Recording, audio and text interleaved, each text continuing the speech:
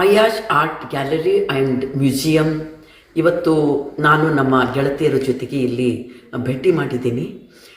ಇಡೀ art gallery ನಾನು ಬಹಳ ಆಳವಾಗಿ ಗಮನಿಸಿದ್ದೀನಿ, ನೋಡಿದ್ದೀನಿ. ಈ ಹಿಂದನೂ ಒಂದು ಸತ್ತಿಗೆ ನಾನು ನೋಡಿದ್ದ, ಬಟ್ ಹೊಸದಾಗಿ ಮಾಡಿದ ಈ ಆರ್ಟ್ ಗ್ಯಾಲರಿ ಬಹಳ ಪರಿಣಾಮಕಾರಿಯಾದಂಥ ಗ್ಯಾಲರಿ. ಎಸ್ಪೆಷಲಿ ಯುವಕರು ಈ ಗ್ಯಾಲರಿಯನ್ನು ನೋಡಬೇಕು ಅಂಥೇಳಿ ಮತ್ತು ಇದನ್ನು ಆಳವಾಗಿ ಅಧ್ಯಯನ ಮಾಡಬೇಕು ಅಂತ ನಾನು ಭಾವಿಸ್ತೀನಿ. ಯಾಕಂತ ಕೇಳಿದ್ರೆ ಇತಿಹಾಸದ ಪನ್ನಾದೊಳಗೆ ಬಹಳಷ್ಟು ಸತ್ಯ ಸಂಗತಿಗಳು ಅಡಗಿತ್ತದ. ನಿಜಾಮನ ಕಾಲದ ಸಂದರ್ಭವನ್ನು ಒಂದು ಸಮುದಾಯಕ್ಕೆ ಮಾತ್ರ ಹೋಲಿಸಿ ಎಲ್ಲರೂ ಮಾತಾಡ್ತಾರೆ. ಆದರೆ ಆ ಸಂದರ್ಭದಲ್ಲಿ ಈ ಭಾಗದ ಎಲ್ಲ ಸಮುದಾಯವನ್ನು ರೆಪ್ರೆಸೆಂಟ್ ಮಾಡೋ ರೀತಿಯಲ್ಲಿ ಅವರು ಕರೆನ್ಸಿ ತೆಗೆದಿರೋದು ಮತ್ತು ಕೆಲಸ ಮಾಡಿರೋದು ಇವೆಲ್ಲದ ದಾಖಲಾತಿಗಳು ನಿಮಗೆ ಇಲ್ಲಿ ಸಿಗ್ತವೆ. ಈ ಪ್ರದೇಶದ್ದು ಮಾತ್ರ ಅಲ್ಲ, ಈ ಮ್ಯೂಸಿಯಂ ಗ್ಯಾಲರಿ ಅಂತನ್ನುವಂಥದ್ದು ಇಡೀ ಜಗತ್ತಿನ ಗ್ಯಾಲರಿಯ ಒಂದು ಪ್ರತಿಧ್ವನಿಯಾಗಿ, ಒಂದು ಇಂಡೆಕ್ಸ್ ಆಗಿ, ಒಂದು ಪೀಠಿಕೆ ರೂಪದಲ್ಲಿ ಇಲ್ಲಿ ಕಾಣಿಸ್ತದ. ನೀವು ಚೈನಾದಿಂದ ಹಿಡ್ಕೊಂಡು, ರಷ್ಯಾದಿಂದ ಹಿಡ್ಕೊಂಡು, ಅಮೇರಿಕಾ, ಬೇರೆ ಎಲ್ಲ ದೇಶಗಳು ಸಹಿತ, ಬಾಂಗ್ಲಾದೇಶ್ ಪಕ್ಕದ ನಮ್ಮ ನೇಬರ್ ದೇಶಗಳು, ಇವು ಎಲ್ಲದರದ್ದೂ ಕಾಯಿನ್ಗಳ ರೂಪದಲ್ಲಿ, ಬೇರೆ ಬೇರೆ ರೂಪದಲ್ಲಿ ನೀವು ಅಲ್ಲಿಯ ಹಿಸ್ಟ್ರಿಯನ್ನು ಇಲ್ಲಿ ನೋಡಲಿಕ್ಕೆ ಸಿಗ್ತದೆ. ನಾಟ್ ಓನ್ಲಿ ಹಿಸ್ಟ್ರಿ, ಇಲ್ಲಿಯ ಪೇಂಟಿಂಗ್ಗಳವ. ನನಗೆ 2-3 ಪೇಂಟಿಂಗ್ಗಳಂತೂ ಭಾಳ ಆಶ್ಚರ್ಯ ಉಂಟು ಮಾಡಿರೋದು, ಕೆಲವೊಂದು ತಲ್ಲಣ ಉಂಟು ಮಾಡಿರೋದು.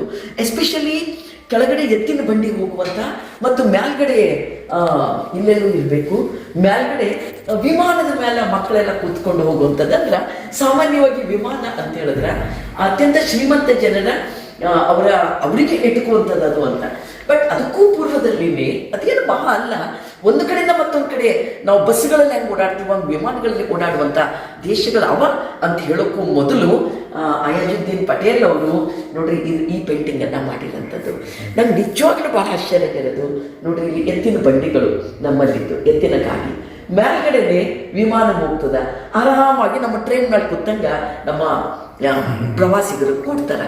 ಸೊ ಈ ಕವಿ ಕಲ್ಪನೆ ಅದಲ್ಲ, ನೀವು ಯಾವುದೇ ಆವಿಷ್ಕಾರಕ್ಕೂ ಭಾಳ ದೂರ ಓಡ್ತದ. ರವಿ ಕಾಣೋದನ್ನು ಕವಿಗಳು ಕಾಣ್ತಾರ ಅನ್ನೋದನ್ನು, ಅದನ್ನು ಕವಿ ಅಂತ ಹೇಳಿದ್ರೆ ಪೇಂಟರ್, ಫೋಟೋಗ್ರಾಫರ್, ಬರೆಯೋರು, ಇವರು ಎಲ್ಲರದ್ದು ಸಹಿತ. ಸೊ ಈ ಆಲೋಚನೆ ಇನ್ನು ಎಷ್ಟು ದೂರ ಹೋಗ್ತದೆ ಅಂದರೆ, ಆ್ಯಕ್ಚುಲಿ ಇವತ್ತು ಹೆಸರುಗಳ ಬದಲಾವಣೆಗೆ ಸಂಬಂಧಪಟ್ಟಂಗೆ ಭಾಳ ಜನ ಮಾತಾಡ್ತಾರೆ.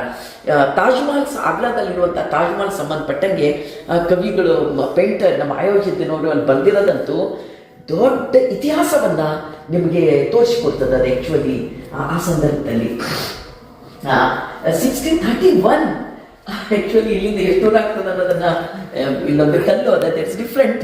ಬಟ್ ಯುವ ಜನಾಂಗ ಇಡೀ ತಾಜ್ ಮಹಲ್ ಅನ್ನೋದು ಮೊಹಬ್ಬತ್, ಪ್ರೇಮದ ಸಂಕೇತ.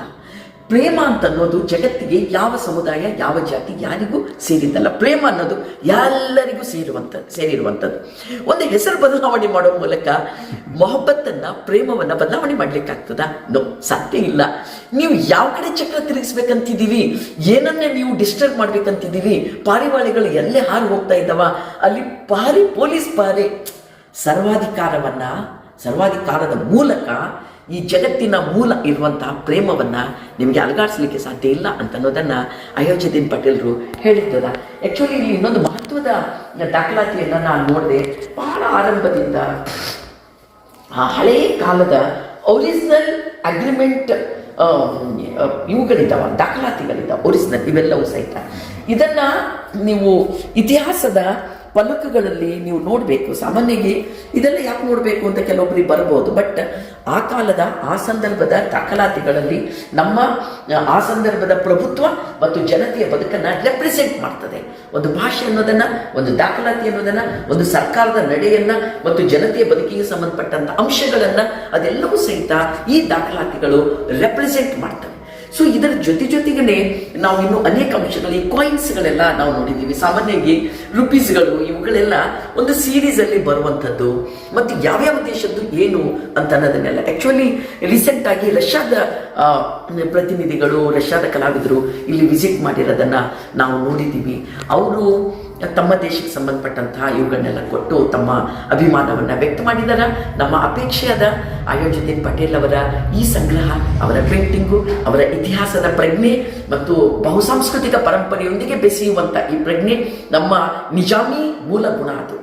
ಹಾಗಾಗಿ ಈ ಬಹುಸಾಂಸ್ಕೃತಿಕ ಪರಂಪರೆ ಅವರ ಕಲೆಯ ಮೂಲಕ, ಫೋಟೋಗ್ರಫಿ ಮೂಲಕ, ಇವರ ಎಲ್ಲ ಸಂಗ್ರಹದ ಮೂಲಕ, ಕಾಯಿನ್ ಸಂಗ್ರಹದ ಮೂಲಕ ಜಗತ್ತಿನಾದ್ಯಂತ ಪಸರಿಸಲಿ.